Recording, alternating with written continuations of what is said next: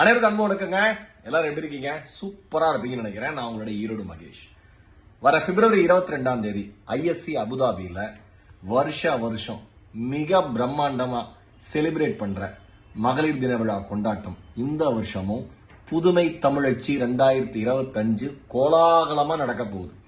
நான் வரப்போறேன், எங்கூட அறந்தாங்க நிஷாக்கா வரப்போறாங்க. கலகலப்பான அருமையான பட்டிமன்றம் இருக்கு. சீரியல் ஆக்ட்ரஸ் காவியா வரப்போறாங்க. ஏகப்பட்ட ஃபன் இருக்கு, வந்துருங்க. இது மட்டும் இல்லாம மாதலட்சுமி அக்கா, சத்யன் மகாலிங்க நண்பன், சூப்பரான அமேசிங்கான பாட்டெல்லாம் இருக்கு.